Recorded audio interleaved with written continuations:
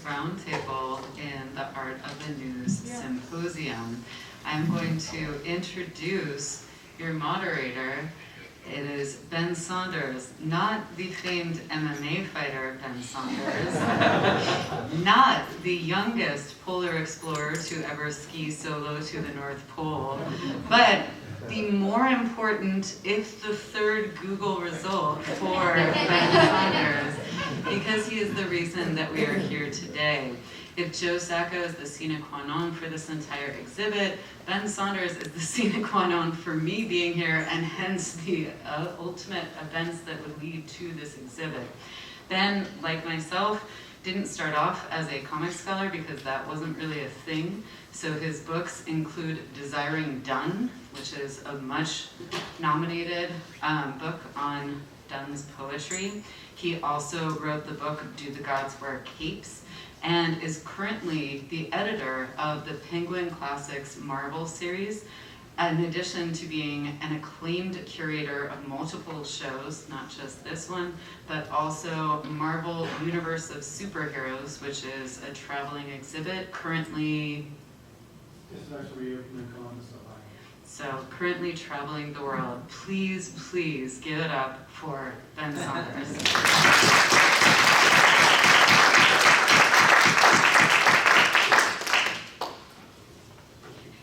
And just so that there's no confusion here, thank you so much.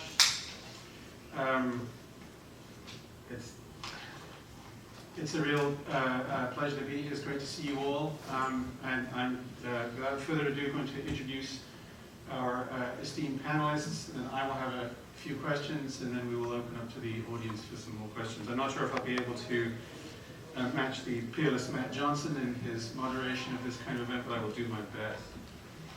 So first, and this is proceeding in alphabetical order by the last name of the artist. So we'll begin with Tracy Chawan.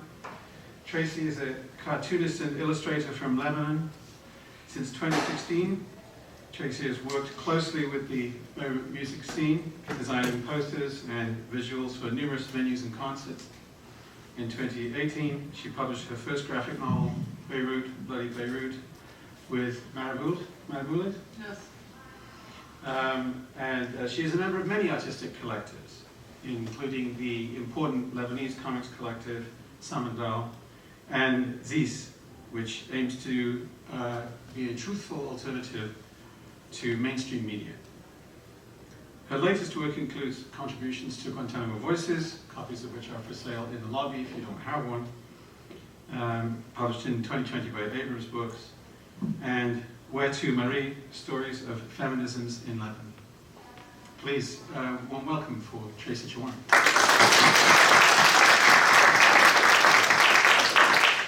Sitting to Tracy Chawan's right is Jesús Cossio. Jesús is a Peruvian illustrator, author, and editor of comic books and graphic novels. He's published numerous books and zines, including El Cerdo Volador, Panico, and Juventud Moderna, please forgive my pronunciation, with publishers in Peru and other South American countries. In 2003, Jesús was awarded a Rockefeller Foundation Fellowship in the Humanities, along with two other authors, Luis Rosell and Alfredo Villar. Thanks in part to this grant, his group was able to produce the graphic novel Upé, Historias Gráficos sobre la Violencia Política, 1980 to 1984. Again, I apologize if I garbled that pronunciation. Probably his most important work to date is Barbarie, from which we actually have some pages upstairs in the exhibition. This is a collection of graphic stories that explore the circumstances around and denounce the atrocities committed by the Peruvian armed forces and the Maoist group Shining Path during the years of the internal conflict in Peru. He has been an invited panelist at important Latin American comic festivals, including Viñetas con Altura, 2009 in Bolivia, Viñetas Sueltas in 2009 and 2010 in Argentina, and Entre Viñetas in 2012 in Colombia. He is considered by critics as one of the most influential authors of documentary and journalistic comic books in Latin America. Please, round of applause.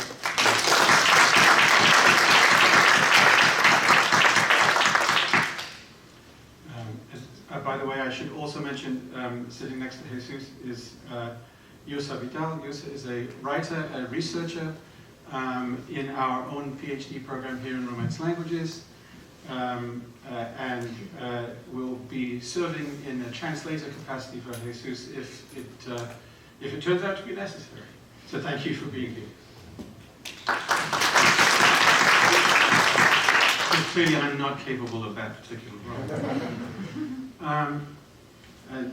Moving over to the other table, I will introduce Joe Sacco, credited as the first artist to practice rigorous investigative journalism using the comics form.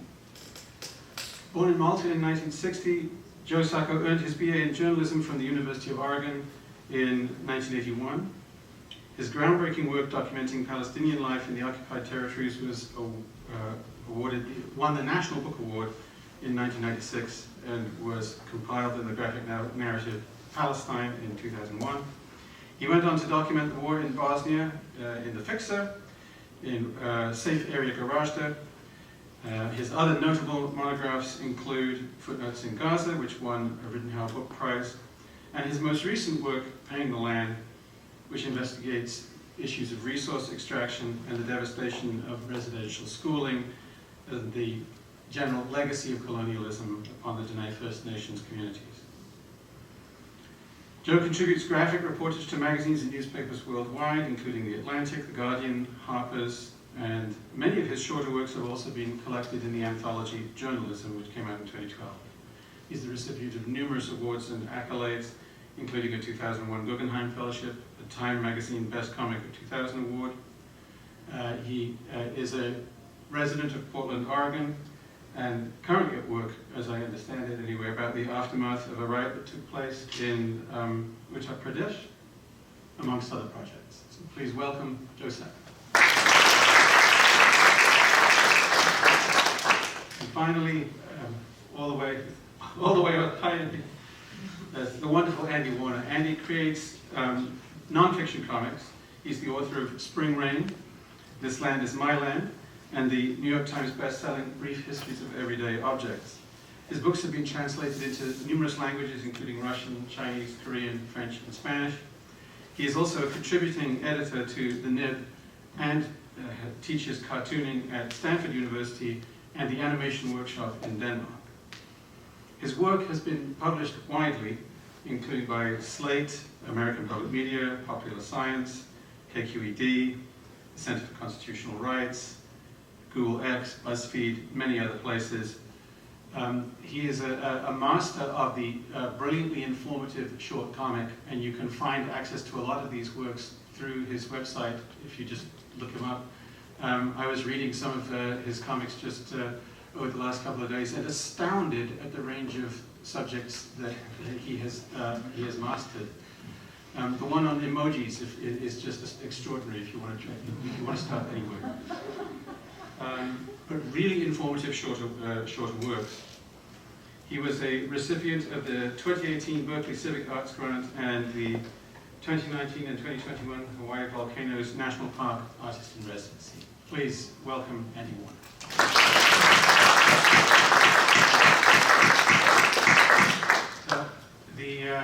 Obviously, this is a very accomplished panel, and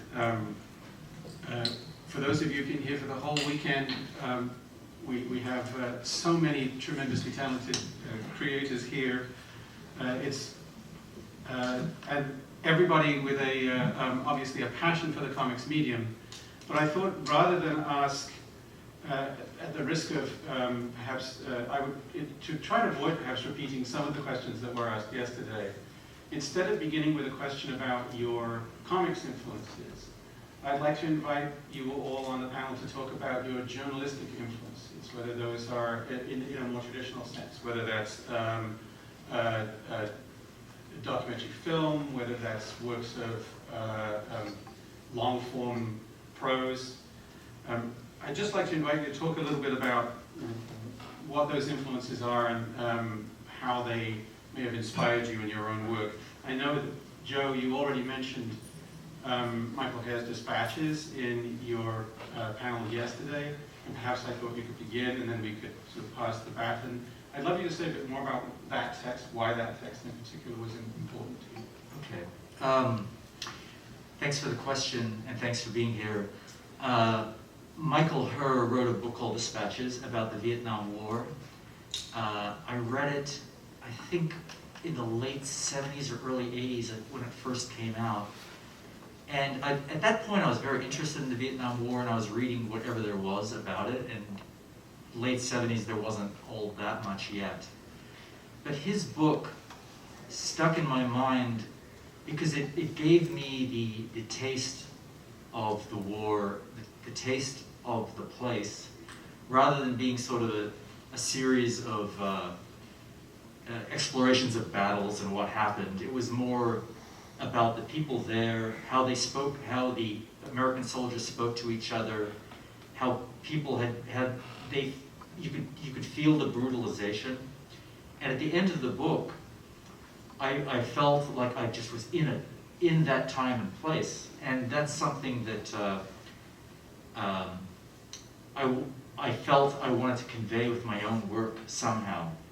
I think it's a good idea for cartoonists not just to look at other comics, because I think you look at other comics and you're going to see what you know, and you're going to get influenced in certain ways. I even think it's sometimes film is an interesting subject, and it can influence comics too. But I find the most influence, or the most interesting influences, are those that aren't visual, that you sort of create the visuals, or you think, how could I reproduce a feeling like this as comics?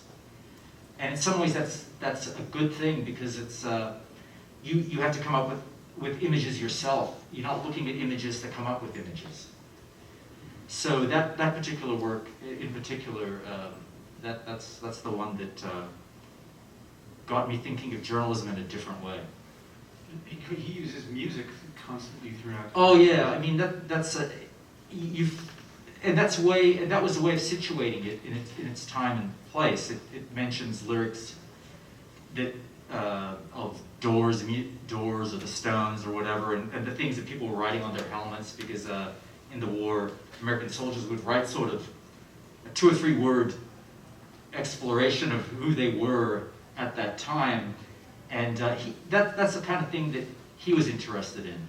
And actually, I mean, if you want to talk about something directly, when I was in Gorazda during the war, I would speak to other reporters, and they got really tired of Bosnian people talking about rock music. And I thought it was fascinating that people under siege are asking, so what's going on? What's going on with music? What's going on with basketball? And you say, well, did you hear about Michael Jordan's back? They had no concept of some of those things. And something like Michael Herr sort of told me to look at the little things that matter in people's lives in really difficult situations, what they still hang on to. That's great. Andy? You mentioned him yesterday, I think, but a big influence on me, for sure, from the angle of journalism was Hunter Thompson. I was exposed to him quite young through my brother, and the initial fascination was, of course, like the shock and the drugs and stuff like that. But as I started picking up his thicker books, like Fear and Loathing on the Campaign Trail, they really started to sit with me. And then the way that he was sort of dealing with journalism by putting himself in the picture was actually something that when I encountered your work later on as a teenager, like when I was 15 or 16, I saw an echo of that. And so, yeah, I would say that Hunter Thompson was he has his upsides and downsides, but he was an inspiration for sure. It's interesting, since you both have mentioned Thompson, but neither of you mentioned Stedman, who's of course the partner in crime, as it were. Does Stedman not register is it because it's more in a tradition of sort of editorial cartooning or something, in terms of it's sort of there's an older tradition of that kind of drawing that maybe was less shocking or surprising than the gonzo journalism? Well, from my perspective, when I read Hunter Thompson, even the illustrated ones with Stedman's work in there, the person that I wanted to be mimicking was Thompson, not Stedman. Like Stedman is a great artist, and I really liked what he was doing, but he wasn't creating anything that I had seen grotesque political art before, I guess, and I hadn't seen what Thompson was doing. Tracy? Yeah, I'm trying. I can't think of a particular work, but I think first of all, like my parents were both journalists, so there was my mom worked for the AFP, so there was always like talk about news and stuff, and also I feel like living in Lebanon, it's a place that attracts a lot of journalists. So the past years I've been very close friends with European journalists who would come, or Lebanese European, and we became like really good friends, and they would call me because they knew I'd be interested in going on the ground with them, and I would help them translating. So I always told them, like, if I didn't do comics, I would do this for a living, but I saw how they were struggling even more than comics. Yes. So yeah, naturally I became super interested. I think it's a wonderful job, like when you go and you enter all these different worlds, especially in Lebanon, where it's a place that's so small but so dense and so full of different communities. So yeah, naturally that made me want to kind of work in that. But yeah, I cannot think of like particular, like I think I discovered your work at some point when I started studying, and I knew it was a thing you could do. But yeah, otherwise, I don't know. Well, it sounds like almost by osmosis in your case. It's so much part of the atmosphere in which yes, yeah. Out of the field of comics, I can see right now the Crown documentary, the Crown film about the Robert Crown is made a deep impact in me because it's told the life of one of the foundational comic author. But in some ways it's ironic, humorous, it's dramatic, it presents this life in comparison to his brother, the failures of his family, and the failure of the patriarchal family. So that was very important to me. It's that kind of narrative. Lately, I discovered the picture, the photograph of Don Macaulay, English war photographer. Even he don't like be called a war photographer, youth photographer. But the documentary in Don Macaulay is very interesting because he can think about how confront the violence, even the protagonists of the violence. For example, when they say some soldiers like to be photographed when they are just kill someone, and he says that is terrible for a photographer. And how I serving the justice, I just glorify the violence because I know the media is going to reproduce that glorifying of the violence. So it's very, very interesting documentary how it reflects in the labor of the documentaries, photographers, even cartoonists in violence. And it's not a non-fiction, but lately too I am reading about the Hika manga, Suge and Tatsumi, and it's very interesting because it's manga and tell the history of characters, but they mixing with the real facts. For example, told about someone who is poor in a miserable life, they need to give context. And so they say, when American army invades Japan, they bring some plastic and some tin, aluminum, that broke the handmade wood plate, etc. So this is like a historical context for drama, and this is so captivating, it's so moving, how the real facts help to tell these histories so interesting, so fascinating that even if not fiction, it's fiction, but it's very interesting to me how tell that kind of story with the help of the history of the facts. Could you repeat the name of the photographer who was concerned about the sort of almost glorifying or participating in the violence? Don McCauley. Because that's actually a perfect segue into my next question, and I would like to invite you, actually, please don't feel that you have to address me directly, and you can talk to one another as well, and I want to invite you to sort of cross-talk with one another, but this is a topic that I feel that the whole of this symposium and the whole of this exhibition in some ways circles around, but that maybe you haven't, I don't think you've been asked directly yet, about the issue of the representation of traumatic content. And this is, comics is a medium that is about showing rather than telling a lot of the time. It's about, the word, I think it was Ben yesterday made a joke about the word graphic. When you speak of doing graphic representation, people automatically assume that that means you're doing something sort of deliberately disturbing or visceral and not that Greek root of, graphesis, of simply making a mark.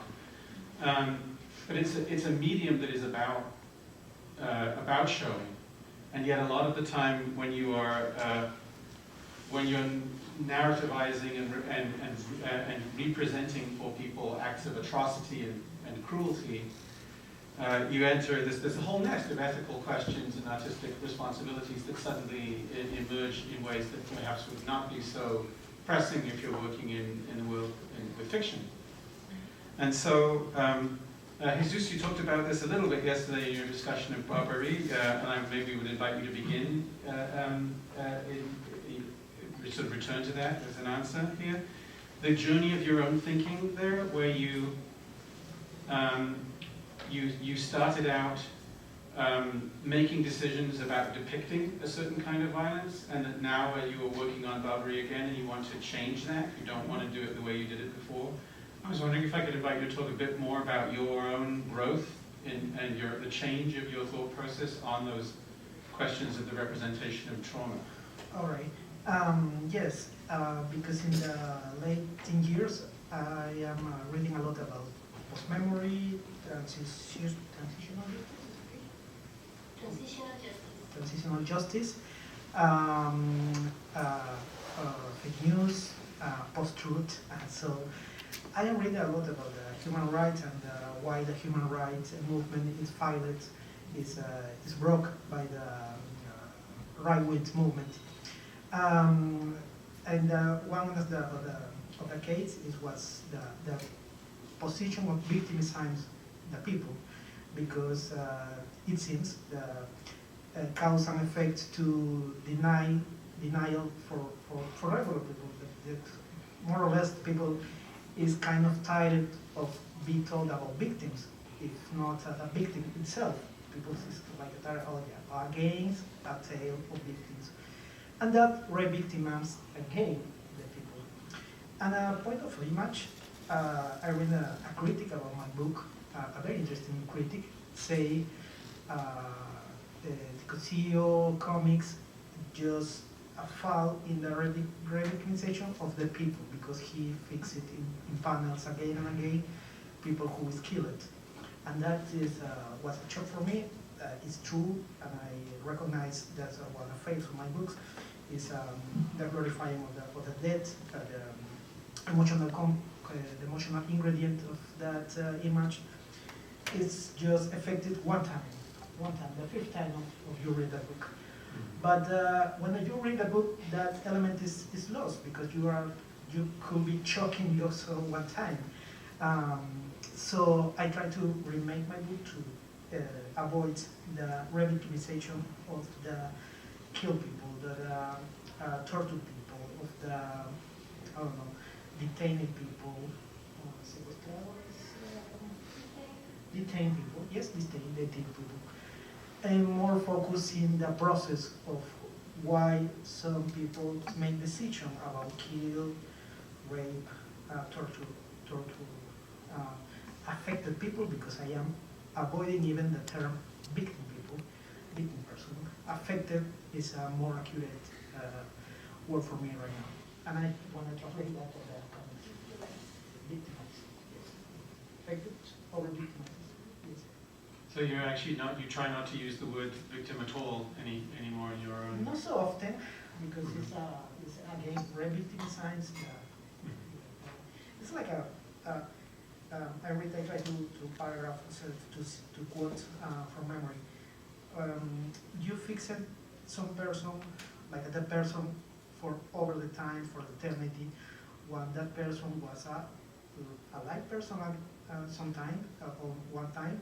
There people have family, was happy, was interested, was loved, but you choose portray like a dead people, so in a grave, and that's wrong for me right now. Right.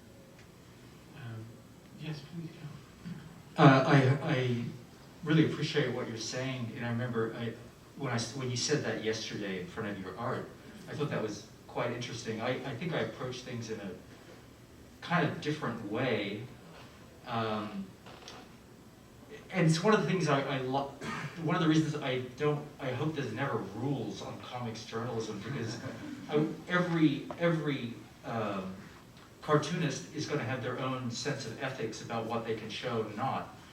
And the way I think about it, to me, one of the advantages of comics in showing violence is that the reader can look at that. I look at photographs or documentary footage of people being killed, and my stomach turns. Yeah. And when I see a drawn image, or when I draw an image, I feel there's a mediation between the person and the violence, so that the person can actually look at what happened. And so it was important for me, for example, to actually show the brutality and the violence in the book Footnotes in Gaza, which is essentially about massacres. And when you're trying to document a historical event that could be very contentious in some people's eyes, whether they'll claim it didn't happen or did happen, to me it was important to sort of show what people were describing to me very explicitly. But I agree 100% about the problems with making people into victims with a capital V. Before I went to Palestine, and I was sort of too scared to go, I was thinking, oh, what I'll do is I'll take human rights reports from Al-Haq, which was a Palestinian human rights group, which sort of, in a very legalistic fashion, people would be talking about what happened to them. And it was just basically one victimhood story after another, and that's how the person was represented, is the Israelis stopped me and they took me out and they beat me, and then I thought, but that's just going to make Palestinians look like victims. And of course, that's part of what's going on. They are victimized, but I realized I had to go and sort of show them as people, because then, or introduce myself to them, show them in their homes, show them playing with their children, because then the victimhood is going to have a lot more resonance. So I think it is really important to think about how you're portraying people in these situations. But you know, I really take your point well, but it speaks to your own personal ethics as opposed to my personal ethics, and that's what I like about, you know, the fact that we're individuals up here doing this. Yeah, I mean, one thing that's always been interesting to me about the portrayal of violence and victimization, if you want to call it that, in comics is the absolute control that the artist has over the scene. And that's always like kind of, it's sort of unsettling to me actually, especially after I did this comic on Boko Haram once, and someone pointed out that like a lot of the people were like looked mad in it, the sort of Boko Haram fighters. And I realized how much control I was actually exerting over the reader's perception of, you know, the aggressors in the scenes where they were carrying out massacres by even just like angling their eyebrows down. And that's something that I think about both in terms of like the, whenever I am forced to depict violence, which I really don't actually like to do. I find it somewhat traumatizing and try to steer clear of it.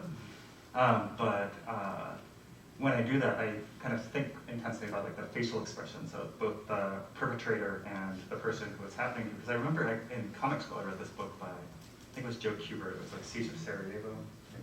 Thanks, I'm sorry. Thanks for very well. And it actually didn't sit with me very well because, again, sort of the bad side all looked like villains, and like in a, you know, they all had like kind of mad expressions, and maybe that's because he mainly did superhero comics and sort of. And war comics, actually. And war comics. Okay, there you go. It's got a bad side, right? Yeah. And so, like, after reading that and sort of having this critique of the Boko Haram comic brought up to me that I thought was super valid. I've always really thought about the faces of the people that I draw as I draw them. And, you know, and again, it's like a split-second decision, as with all these things. But how mad or, you know, the expressions, the emotions that are actually playing out on the inside of the people.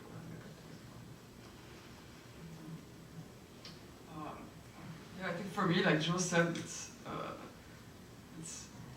really hard to look at violence when it's a video. Like for Guantanamo, I had to look at a video of what's it called, waterboarding, because I had to draw a frame like this. It was super hard, and but yeah, once you draw it, there's kind of this distance. You try to, I don't know, to give some symbolic.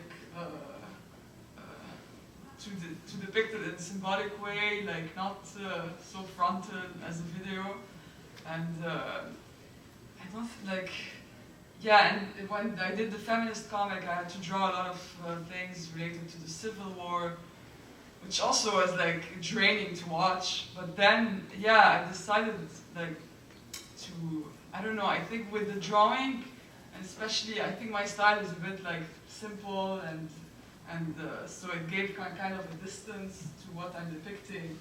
And yeah, I tried to imagine something more like a tarot card when I'm drawing these scenes, like with very symbolic stuff going on. Yeah.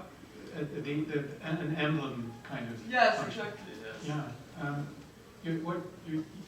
What you were all saying is making me think two things. Sort of first an observation and then maybe a follow-up question. The observation is that auteur theory is really kind of out of fashion in things like cinema studies, you know, and even in a lot of, to speak of the arts generally, the move towards any kind of heavy contextualization is usually going to disrupt the sort of the myth of a romantic myth of the artist.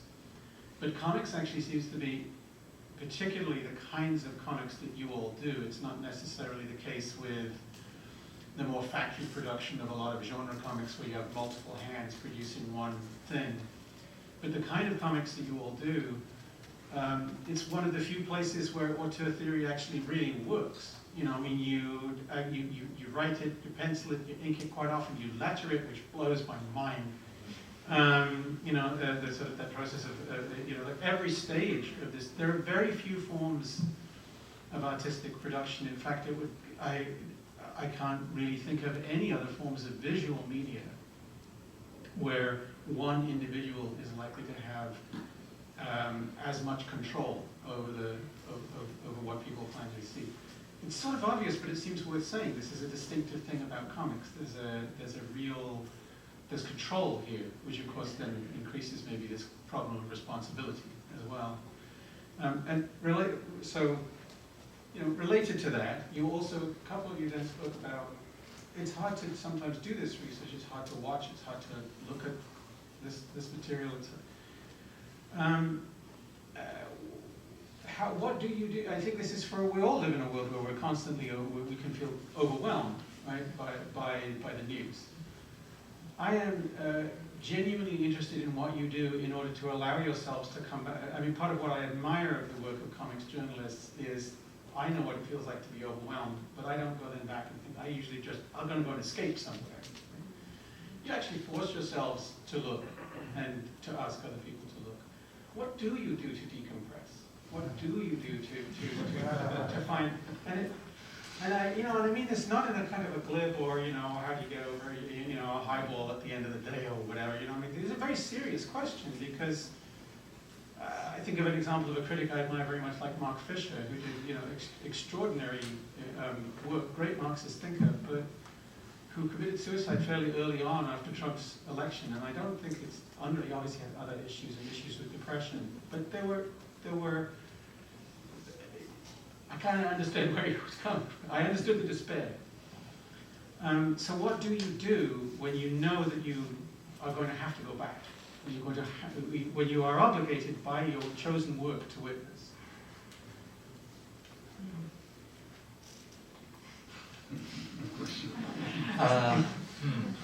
Gardening's nice. Well, you know, it's funny. People used to ask me that question 15 years ago, and I used to give a different kind of answer than I would give now. Then I would say, well, you know, I have my friends, I have other things in life, I have a basic, I would say a very normal life, not overly filled with drama. And so I'm centered in that way. But in after the book Footnotes in Gaza, I sort of began to detest the drawing table to a certain point, and I realized I had to break away. I wasn't sure how to, but it's what's led me to draw things other than journalism.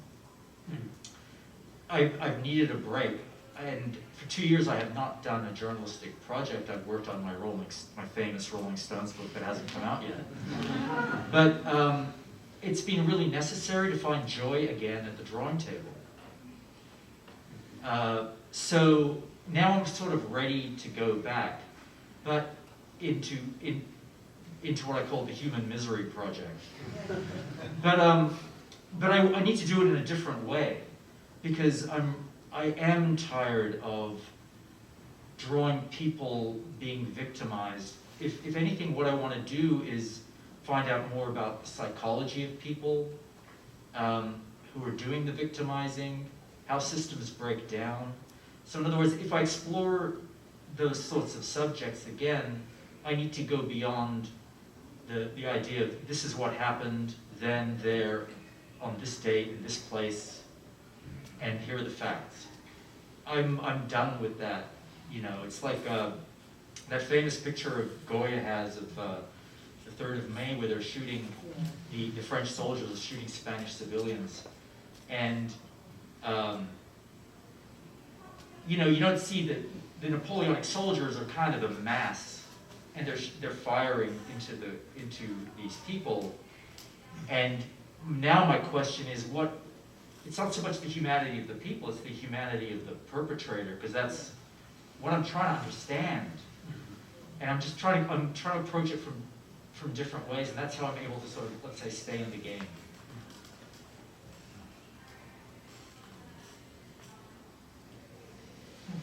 Anyone else could have shared their survival secret? This contrast is paradoxically later, but I watch a lot of documentaries. This seems one of the age of gold of documentary, or documentary like a fast food, because it's Netflix and other platforms full of documentaries. I see like 5 per week documentaries, because I enjoy trying to think the choices of the director, of the producing team. So I am very happy when I could criticize the documentary, no? Even if I am alone in my house. I say, no, how you could put that? No, that is not important. No, I don't know about that. I don't care about that the whole family just cut off the final edition. And I think, I hope that there is something in the way to be so consuming of that kind of thing. Yeah, it can be tough though. I mean, I do really get affected by what I draw and what I choose to draw. So kind of choosing what I draw carefully, and then also choosing what happens after I finish that project is something that's become more important to me as I've done more projects and realized how they've affected me personally. Well, you're quite prolific, so forgive me, but I want to am I right in thinking that your work is pretty much exclusively nonfiction, right? You haven't... At this point, yeah, pretty much, that's pretty much 100%. But it's really varied. So one thing that actually helps with me is I don't it's all nonfiction, but I don't only work in one sort of corner of nonfiction. I do a lot of journalism work. I did a memoir. I do a lot of science stuff. Right now I'm working on a kid's book, but it's about like plant domestication, and I did one about animal domestication. fiction. So it's always sort of in the realm of nonfiction, but I can choose whether I'm going into the, like, you know, the bad. I mean, maybe the question is, I hesitate to ask the question in some ways because the answer is just, in some ways, remembering there's other stuff, you know? Yeah, well, what I was going to say, actually, to follow that up is, aside from kind of trying to vary what I do to make myself just not tunnel into a place that I know will be hard to get back out of, actually just leaving what I'm doing is important. I try to go for a walk at least once a day, just kind of meander through the neighborhood, try to find different places and shut off my brain. And I wasn't kidding about gardening. It's like something that I do, and I find it deeply comforting in this way that it has nothing to do with what I do, and it involves the building of something with my hands. I love working with my hands, obviously, but it has nothing to do with drawing and like laying brick paths and planting stuff. And I'm very bad at growing edible things. Like I don't actually grow crops that I can eat, but It's hard. making food, it is hard. And I'm forgetful too, so you like forget about broccoli instead. But succulents are great to grow. Yeah. Right. Yeah, anything that thrives on neglect, I'm okay with. You know, cats and cacti. And it gets you outside too. Yeah. Tracy. For me, yeah, the last project I worked on, the Lebanese feminism that took place during the Civil War was extremely draining because, like I said before, I was working on it while the explosion happened in Beirut, while so many things happened, and I burned out, and I think I stopped doing comics since I did it. I worked much more in music, which is much more fun. I was like, okay, I'm gonna take a break from comics journalism, and in general, yeah, when I get overwhelmed, I think like Andy, I try to go out. I love to drive, and I don't do it in the US, but sometimes driving is like a release. What else? I think also in real life, not just with work. You know, the past 2 years have been super hard. I think as Lebanese and in general, but being separated from the friends and community that I used to work and just live with. What's giving me hope is when we keep talking and we keep exchanging art, asking each other for advice. Just exchanging this kind of stuff makes me feel good again. It seems if there's a consistent take home here, it really is, it's, because this is work that is labor intensive. There's no more labor intensive way of telling a story than in comics. And it's do something else as well, you know. Yeah. Treat the obsession, remember that. So to bring it back to maybe a formal observation about comics in that case, and now perhaps make this the last of my questions and then we'll take some audience questions. But I'm really curious about what you all think that is media, I love this concept of media specificity when thinking about comics. What is it that comics do or can do or are capable of that no other medium can do when you are presenting a non-fiction work? What are the most enabling possibilities of the medium for you as comics journalists?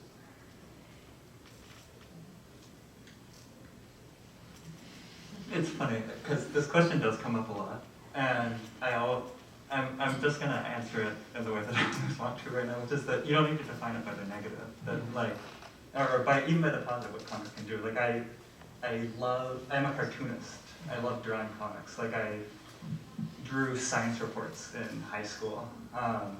And obviously I could have done other stuff, I draw digitally. If there wasn't a paper and pencil around or a tablet, I would be able to do something else, maybe gardening. But it's what I love to do, and it's what fascinates me, because just the form of it is so labor intensive, it's almost this compulsion. And I also love journalism, so applying them together, it's just what I do. I'm not looking for what I can do that other journalists can't, It's like, I'm using the medium that I'm good at. I have a number of different answers for this. I mean, there's a lot of components to it. But one of the things, as far as a visual representations, if you think about a photographer, a photographer is trying to, the best photograph for journalism is a photograph that sums up the entire picture.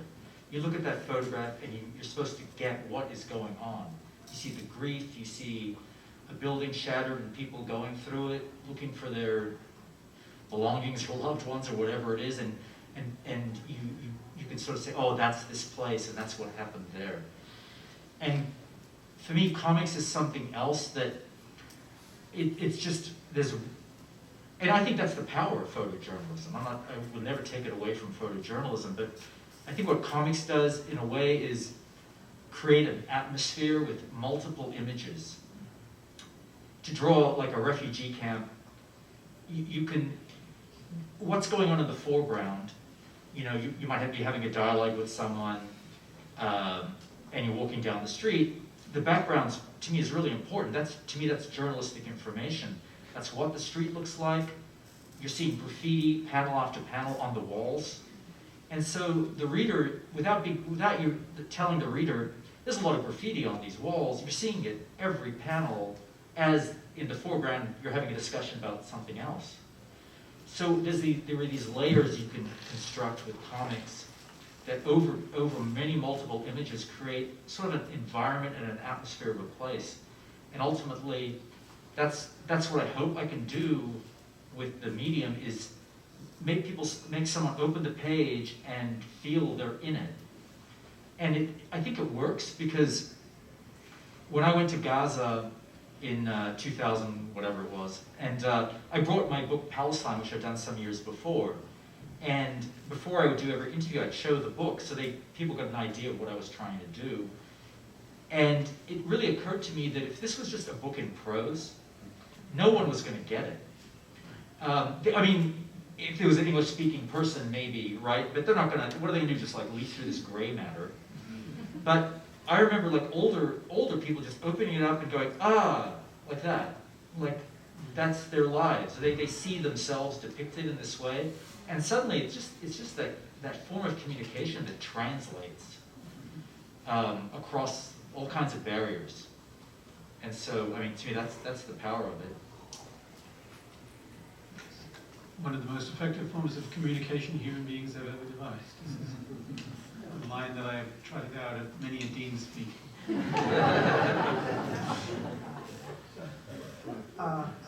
How Joe told is, I have different answers, but I would like to answer with my latest project.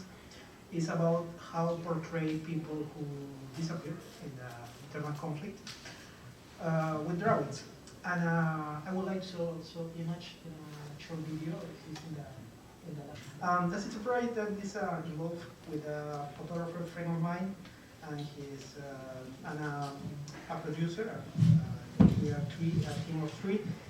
That project is consisting in search for people who lost their one's relative in the internal conflict. They don't have any photograph of his the disappeared people, or have a little photograph or deteriorated photograph. So, but they want a way to remember in a big portrait. So it's called Portraits of Memory. It's a way, because people told me about his relative, their one lost, told me, and I think it's just very effective for drawing, because you can rebuild with photographies. It could be done right now by technology, but it's so expensive and very complex and very hard to apply in very faraway village or faraway towns.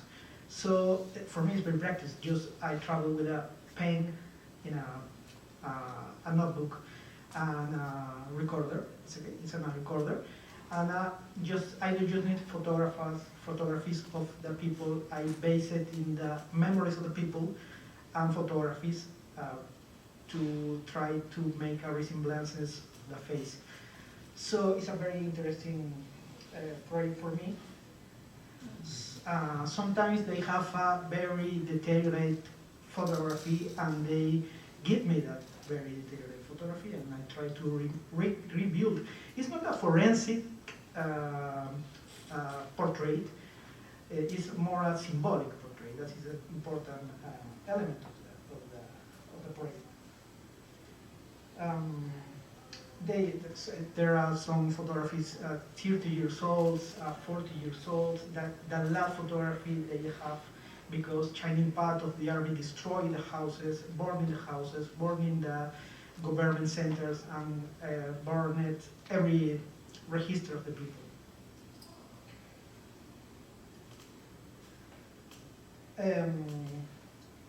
And it's very important for the people have a portrait for the funerals, or for the symbolic funerals, for the wakings and the memorials. They like to a lot have a photographic, like a symbolic link with the disappeared ones.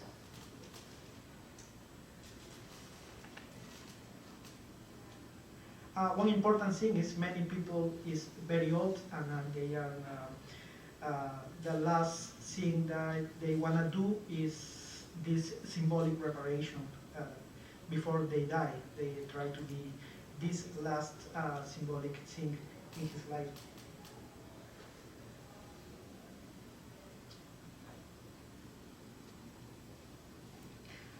It's very simple to me. I use a regular way to be kind of anthropologist or amateur for accomplish this project.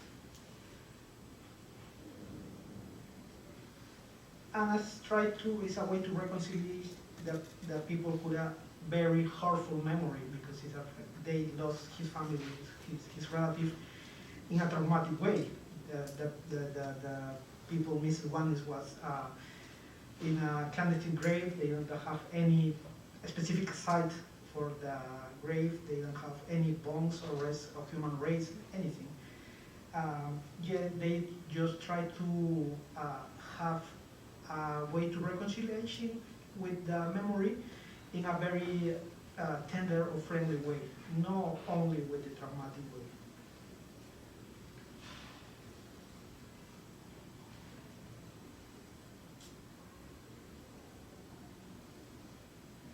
And again, it's just drawing. I'm very happy to be able to do just with a pencil in a notebook.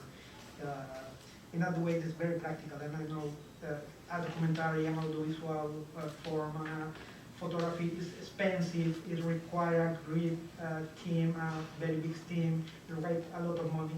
In that case, just me, a photographer, and a producer, because I am very distracted. How to work?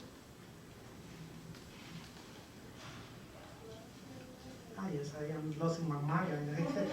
I mix up teams and routes and guides, so I need something to say, that day you need to be here, take 3 hours in the bus, just take the taxi for that. That is a lot of effort for me. And I try to make different interviews with the people, and the people is, and the size of this commentary from the relative. And finally, this is the outcome of the project.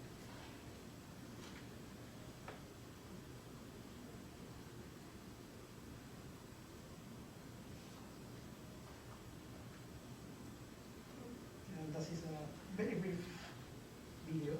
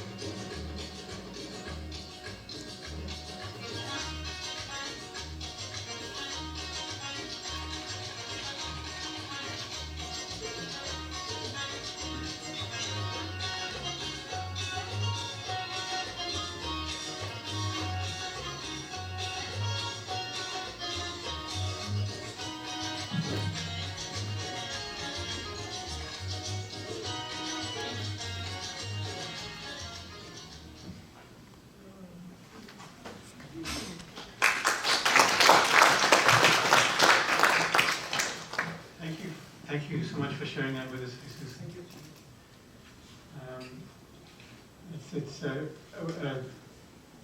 What is that line about a picture in 1,000 words? I think that's all I got. I hope somebody out there's got a smarter question than me at this point. This is a good opportunity, I think, to open things up to the audience. Does anyone have a question for our panel?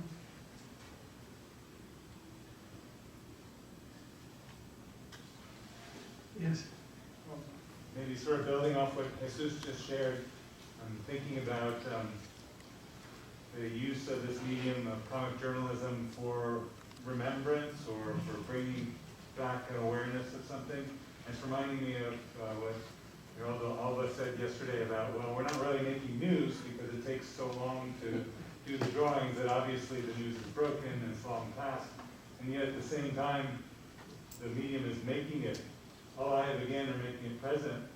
I guess I'm also thinking about the graduate panel that we just heard where it was talking about virtual reality and memory and how memories get distorted as we reproduce them, but at the same time, the virtual reality is bringing you back and putting you there. So what Joe was saying about the medium putting you back in the scene or something. So I guess this is more a comment just about memory or about remembering, making something present again or alive again or revivification, so that it's almost part of the job of comic journalism is to allow other people into a space, into a time, into a place, so it brings it alive again, especially something very traumatic, so that it won't be forgotten.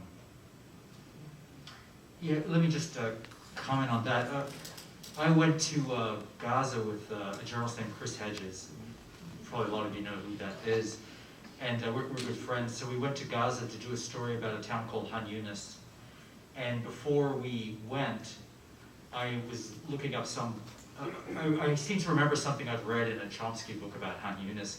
And I found reference to a massacre that took place in 1956. So Chris and I decided while we were doing a story about Han Yunis today, we would talk to some older people to show some of the context of the city and what the particular things that had happened in that town. And Harper's Magazine produced this piece. They printed it, except they cut out all of the history. And I'm not going to accuse Harper's Magazine of any underhanded thing. It's probably, I'm not. I mean, it could have been space considerations because editors have their considerations, but it actually troubled me a fair amount, and it's what sort of compelled me to go and say, okay, I'll make a book about this. Because if that had been written into the story, I might never have done that. So it is important to tell these stories because history and the news are linked. What happened in the past and what happens now, to me, it's just an organic thing. And Gerardo was right. I mean, it's not about. Actually, some cartoonists do things on the moment and then put them on. They set them out almost immediately, and more power to them in that regard. But the way I think of it is a little more what really matters here. What are the universal truths we can get to? Because a lot of the stories I've done, I mean, most people, a lot of younger people wouldn't know anything about the Bosnian War, but you can read about those people, and people in those same circumstances are probably going to behave or confront in the same ways or confront some of those same things. So to me, there's always a universality of some of those stories too. And the visual really does make it stick. I mean, as a lot of people are visual learners, and it's just a sticky medium. I remember I grew up reading Larry Gonick's books, The Cartoonist of the Universe and Physics and United States, and I remember more from those than I remember from any of the textbooks that I had. So there's a heavy weight to depicting this sort of stuff because you remember it. I mean, I remember every massacre you ever drew. Oh, God.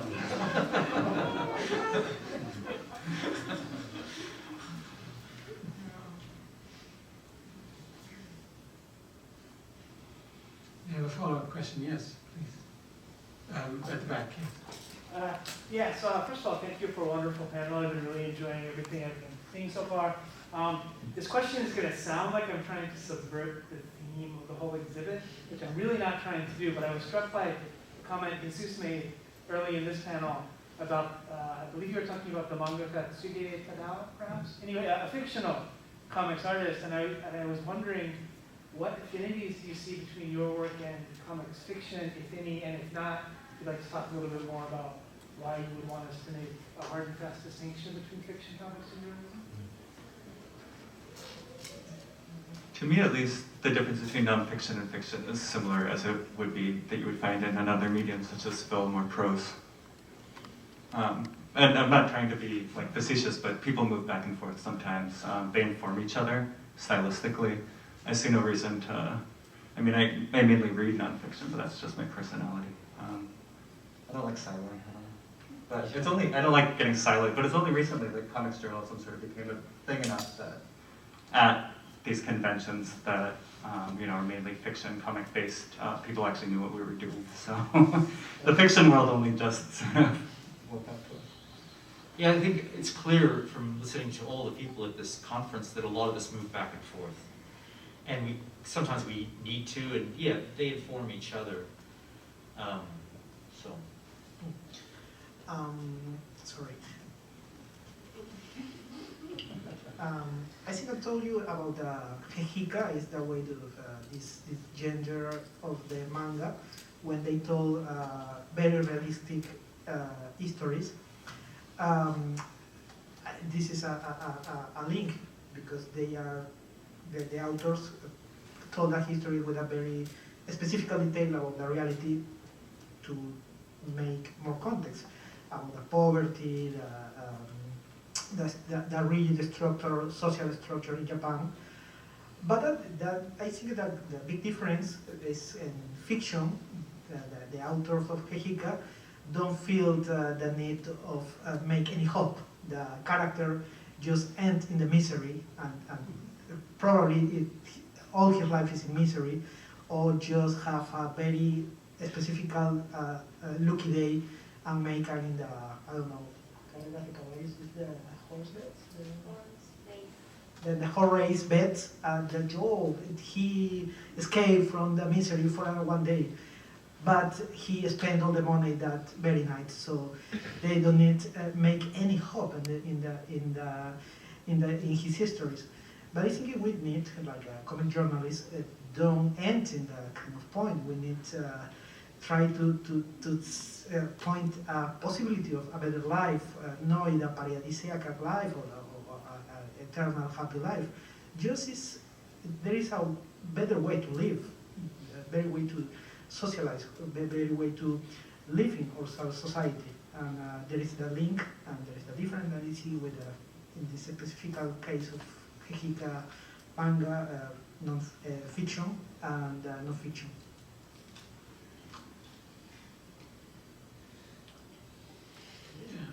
Oh, can I just try to what do we ask? No, okay. I was going to make a point about fiction and nonfiction, or comics journalism in particular. I mean, comics journalism sort of really deals with the facts. And I think sometimes the reason you go back into fiction is because it's like comics, facts are like points. And a journalist cannot often connect those points. Not professionally. You might know, oh, I know sort of what happened, but I can't prove it. A fiction writer can fill in those gaps and make the connections. And sometimes that's why you need to go back to fiction, because you want to sort of show the obvious, because you can't really prove the obvious. I have a question for Joe. You mentioned the Rolling Stones project a couple of times. That's because I'm trying to hype it up. Does the Rolling Stones know you're doing it? I'm sure they do. I'm sure it's always. I mean, as we speak, they've got their people in here. So I doubt it. I doubt it. Could you tell us more about it? It's just sort of, it's that sort of need, in a way, to do something other than journalism, not to always be concentrating on facts, because there's more in this world than facts. So it's a combination of philosophy and autobiography and vitriol and funny. I hope it's funny. I mean, that's the main thing. I want it to be funny. I mean, Jesús works on, you do funny comics too, right? Yes, yes. So, you know, we all go back and forth on this stuff, so, yeah. This reminds me of something that Ben Foster was saying yesterday about wanting to maybe suddenly veer into science fiction in the middle of a sort of a non-fiction narrative, sort of go to the heart of maybe the question. What would we've talked a lot, and it feels like there's a degree of comfort with the idea of the perception is a subjective phenomenon, and that we can, you know, there's a kind of both sidesism version of objectivity that we're all very comfortable rejecting. But there's a more radical potential behind the question, I think, about the idea of getting at truth through the fictive. Well, you talk about the Rolling Stones, you know, there's a journalist named Bill Wyman, which happens to be the same name as the Rolling Stones bass player, but he isn't. And he wrote this extraordinary piece as if, when Keith Richards' book came out, he wrote this extraordinary piece as if it was Mick Jagger's response to Keith's book for the archives, and it had somehow got sent to the wrong Bill Wyman by accident. And only a handful of people were fooled by it, but it's one of the best pieces of popular music journalism I've ever read, because it's entirely about ventriloquism. It sort of gave the journalist permission to do just what you were saying. Now, do we call that?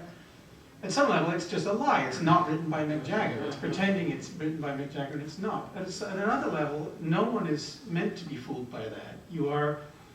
There's an assumption that you can figure that out, and that this is an attempt to get at a certain kind of truth, and to make some arguments about this music and this band.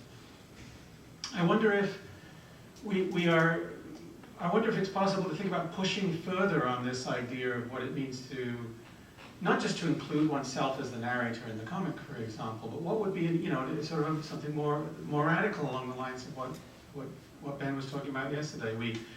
You mix up the genres. You know, you thought you were reading one thing and then you're reading something else. Are you ever tempted to, any of you, and this is a question for the whole panel, to do something like that? Maybe just outright lie to people in the name of something like a higher truth? Answer, no. No? Not lie. I mean, Or ventriloquize. No, that's part of what I'm trying to do, perhaps with the Stones book. I mean, to me, the great thing about comics, just in general, is that there's just a lot of untrammeled grass. Mm-hmm. So there's some media where you feel like everything's sort of being done or regurgitated, and I think we're really, sort of at the beginning in a lot of ways of the way things can go. I mean, you know, you look at Dan's way of doing things, Dan Archer's way of doing things, and you realize, oh, there's other things going on. It's just going to keep figuring another way out, going into, you know, all these crevices and roots and all that sort of stuff. So there's a lot that can be done, and I imagine cartoonists will start, you know, pushing even further. I saw Dave, yes. Super quick, actually, could I just speak to the Sure. previous point? Please. Have you ever, there's a book by Sonny Liu called, I think it's The Art of Charlie Chan Hakuchi. yes, that's So it's great example. It's told. Have you read this? Oh, it's great. So he mimics all these old artists. He creates this entire imagined history of, is it Singapore? I don't remember what. Yes, and it's in a And so but I periodically teach it. My student, he never plays his hand. He never reveals, but it's retelling this whole history. He's like giving these guises, and half the students think that that all these people were real, and they're fooled by it. And the question of whether or not it's nonfiction is always something that comes up, because he's retelling the entire story of Singapore through this. Through an imagined cartoon. It's a bravura display of different kinds of cartooning. It's all real history that he's just layering through this. It's one of the more experimental things on that line that you might bring up as an example. Sorry, Dave, yes. Just to not to bog down the conversation with a discussion of terms, but as we are going through these discussions about memory, preserving memory, history, journalism, the idea now about kind of merging genres, non-fiction, fiction, I'm kind of thinking also, because the exhibition and symposium has the word comics journalism in it, I'm kind of also thinking about another word that has been coming up to me in terms of chronicling. Can we think about, how do we think about now, especially after seeing the video that Jesús presented, I was kind of thinking about, can we now start to think about, or do you think that kind of distinction is too, it's not a distinction at all to make between journalism and chronicle or etc., but probably move away from the word journalism, but and think about what we are doing in terms of chronicling for the future, for a future time, for a future generation, something like that?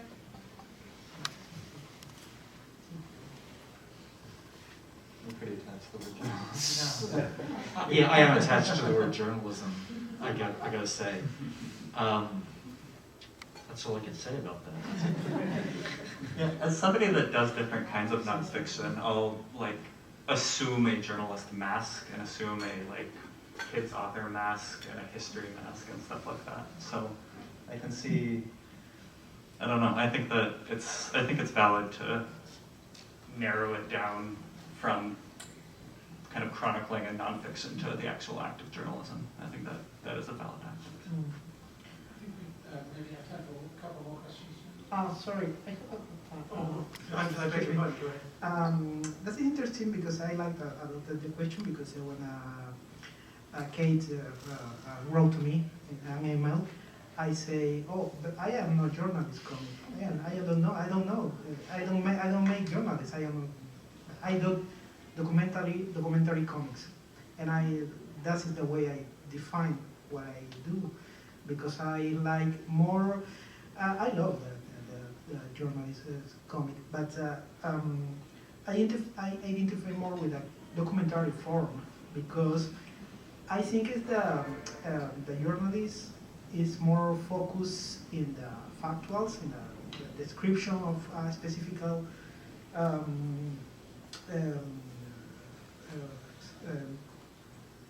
the success of events, yes. Events, but I think the chronicle or the documentary try to find patterns in a various events, different events, even in different points of the world, or different points of history, and try to show the patterns, how the patterns reproduce itself for the reader. Sometimes the reader doesn't have the access to know different events in the world, in the history, but the documentary try to find that and show the patterns. Hopefully try to learn about the pattern, to not repeat. But that is why I try to be more close to the documentary form than a journalist form. I see, behind you, John, there's a question, and then maybe we've got time for just both of you, so please go ahead. I'm really interested. I feel like all of you have talked a lot about comics journalism as a way to sort of like push against the myth of objective journalism. It's sort of the hand of the artist is part of that, but also the like visual image of the journalist like being there. And I'm curious, like what makes you choose, and like do you feel like there's a difference between just like drawing a comic and then inserting yourself in it, and like what kinds of stories make you want to do one thing or another, or even like in one of Sacco's works, it's so long, and sometimes you're in and sometimes you're not. Like what parts of the story and what parts of journalism require that or ask that? And sort of as a sub-question to that, we've talked a lot about like post-truth that's been mentioned. And do you think that comic journalism is a way to show subjectivity? And like, does that make readers question you more? And is that why that's a push against post-truth? Or is that a different aspect of it? I think just as the question of when you choose to put yourself in the work, perhaps to begin there, and then yeah, how much thought goes into that? Tracy, you've been quiet for a while. We'd love to hear from you. Sorry. We'd love to hear from you. From me, so wait, sorry, can you repeat the question again? Do you make sure, the question was about the decision to include oneself as the reporter in the Okay. narrative. Oh, sorry, yeah. No, honestly, I don't think I'm the right person to talk about this. You don't do this. But you do draw Yazan. Sorry? You drew Yazan. Yeah, Yazan always asks to be put in the story.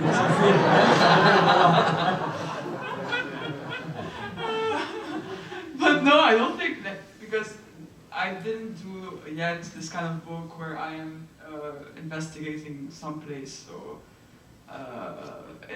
in person somewhere. So I'm not the right person to talk about this for journalism. I do it a lot in my fiction work, where I put myself, but not for journalism, really. Well, that goes right back to the previous question. You know, when I started doing journalism work, I came out of the autobiographical trend that was kind of prevalent in the late 80s, mid 80s.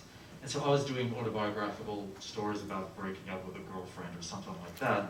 And so when I went to the Middle East to do a story, I thought about it in autobiographical terms. I didn't think about the implications of putting myself in the story, to be quite honest. It's autobiographical, I'm going to do a travelogue. It organically became journalistic. And there I am, you know, drawing myself in this, not even really thinking about the consequences of that. But I have to say, I mean, I think it's important because it's just one of those things that a reader can look at and say, oh, here's that person, it's a person telling the story. And I've always thought what was interesting about a lot of journalism you read in the mainstream press is the journalist just has no role. There is no pronoun for a journalist. It's like a journalist is the fly on the ceiling just telling you what's going on. And this was a way of I realized it sort of accidentally broke from that and was basically saying, no, this is a person with his own opinions, and that's going to affect the story. And so you know that you're seeing it through one person's eyes, not the all-seeing, all-knowing journalism God. So I think it ends up being effective, I think, and I've just sort of stuck with it. Yeah, I go back and forth, putting myself in, taking myself out. I remember when I was a kid just starting this, I would be on panels with Dan and Susie Cagle, this other cartoon journalist, and we would get asked about this. And Susie started out by always having herself in her work, and she gradually removed herself. And yeah, I think it's just contextual for me. But there is one more thing. I'm sorry. I'm sorry about this, but sometimes it's really important to show you're the other in certain situations, and people respond to you in certain ways, and those can be really interesting stories to tell. There's no way to talk about the hospitality of people if you don't show that sort of thing. And I've always felt like journalists often write out really important parts of the story by taking themselves out of it. We have 5 minutes. If you want to make this the last question, John, it's a lot of pressure. Okay, sure. Jesús had mentioned British photographer John McCullen, a war photographer, really known as a war photographer, a really evocative, important one. And I think the first big compilation of his photographs was a book called Is Anyone Taking Any Notice? And thinking about that title and the kind of work that you have all been drawn to, I'm wondering, how do you think about that question of is anyone taking any notice? I've documented, I've offered testimony, what has happened, what might happen, what do people tell me who've read the work, seen the work. I'm curious about how you all think about that aspect of the impact of your work. Great question. One of the depressing things, if you do it long enough, and I haven't been doing it that long, is that you realize how little changes, that you put something out there and then like 5 or 10 years later, it's back in the conversation and the same kind of articles that you wrote 10 years ago are coming out. That's a little depressing. Yeah.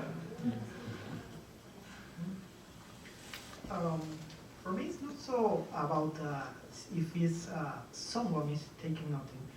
If it's more if there is certain nuance, details, subtle things that are noticed. Because obviously in Peru, the armed interconflict is a main topic. It's a very controversial topic. Anyone could talk about that. But the details, in the human level aspect of the consequence, the society that we need to build from that is that important. Because I started talking early about how many people say, okay, we just need to read the last dossier about violence or political violence, and just close the book, and that's it. From here, we cannot begin to be the happy Peruvian society. But that's it to the point. If it's like a metaphor used in mental therapies, you need to open the wound, cure the broken bone, if you want to walk in a proper way.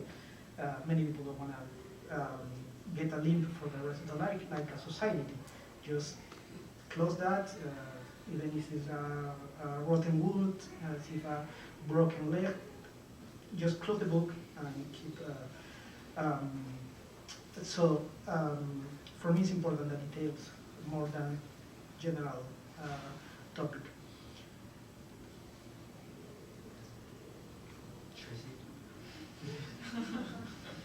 Sorry, the question was about like how the audience receives our work. Okay. Yeah, well, are people taking notice? What feedback do you get from the world? How do you feel about that too? Yeah, feel like no, it's been good with the past projects that I've worked on, like the one about civil war in Lebanon, the story of a female activist during that time.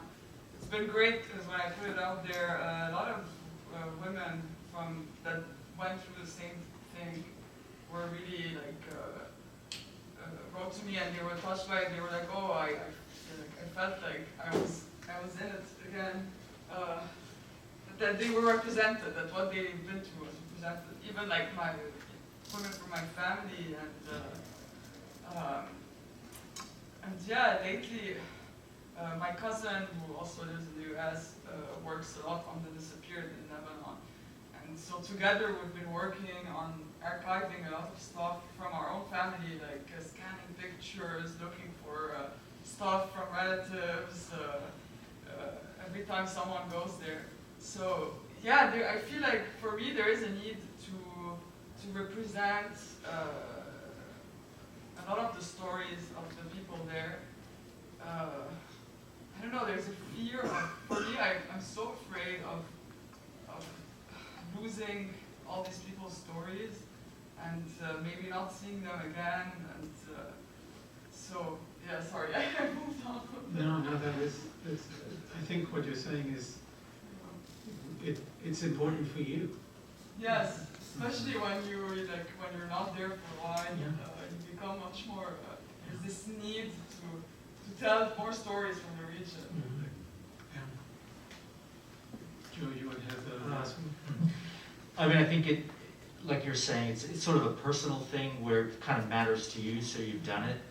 And what really matters to me a lot is what the people from those places will, when they see my book and how they react to it. As far as like what impact it's going to have, I can't control that. It's like I just try to put something, what I think is good in the world out there. That's kind of my role. And then I kind of admire the activist that goes out and actually does something, you know, and really pushes. But I feel my role is just to put out some sort of information that might inform, whether it does or not, cartel. I think that this panel has worked tremendously hard today, and in all the work they've done that made us want to bring them here. Please give them a round of applause for this.